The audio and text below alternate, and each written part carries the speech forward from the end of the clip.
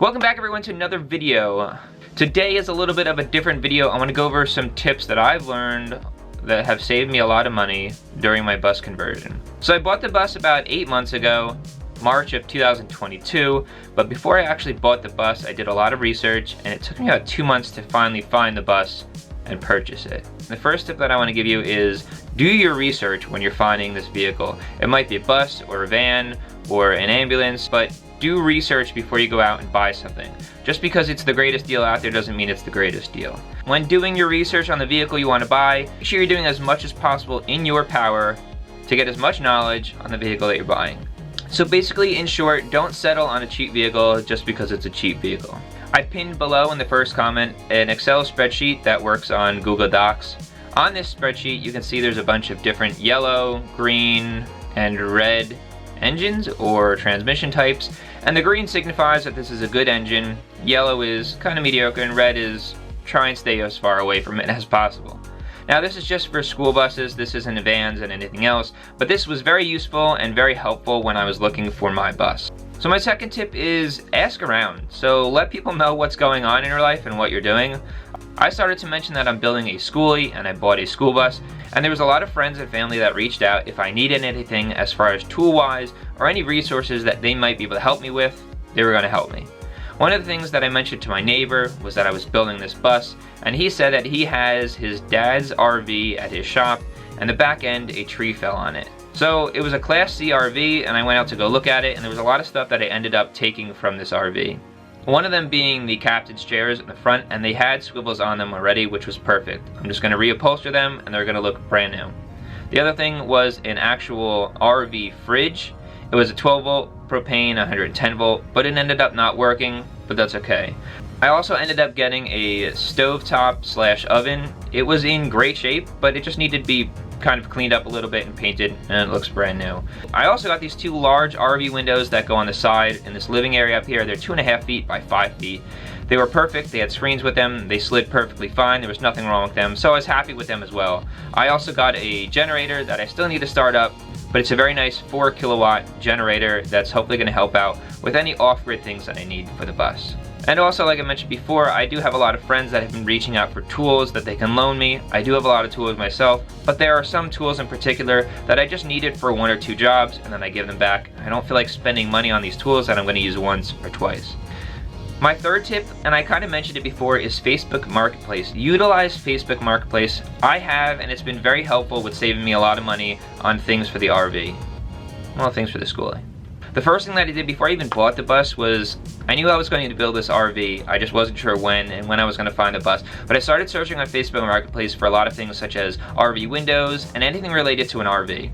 I did stumble across a broken down 5th wheel RV, and I was able to get 7 windows, a black water tank, and a 65-gallon freshwater tank for a very, very, very good deal. I didn't end up using all those 7 windows because I did get other windows from my neighbor's RV. But I did end up using 3 of those windows, and they're in great shape, and they're perfect location and size for what I wanted. I got another 65-gallon freshwater tank from another individual who was building a Skoolie, and he didn't have room for 3 of the tanks. So he sold a $350 tank to me for $60, brand new. I also got my shower glass door off of Facebook Marketplace for free. Someone was redoing their bathroom and just didn't want it, wasn't sure what to do with it. It comes with all the hardware, all the seals, and it's a perfect application for the shower and the Skoolie.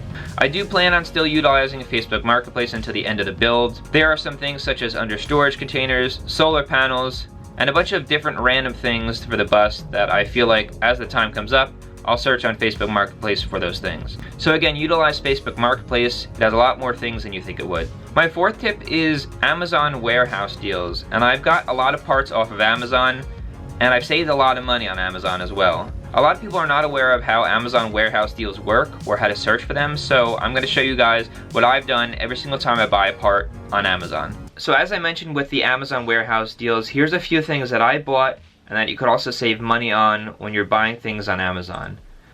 One of the first things that I bought was the Max Air Fan, and over on the left hand side you can see that it's listed as $349.95. But if you scroll down on the right hand side over here, if you look at new and used, you can click on this little arrow and it'll show you other different selling options.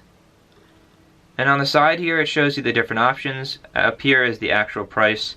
But if you go down, you're looking for an Amazon warehouse deal here, and then you're looking at used and then the condition that it's in. So we're going to bypass this one. You want to look for very good with a lower price here, and this one it seems that the only thing that's going to happen is that it's just going to become repackaged.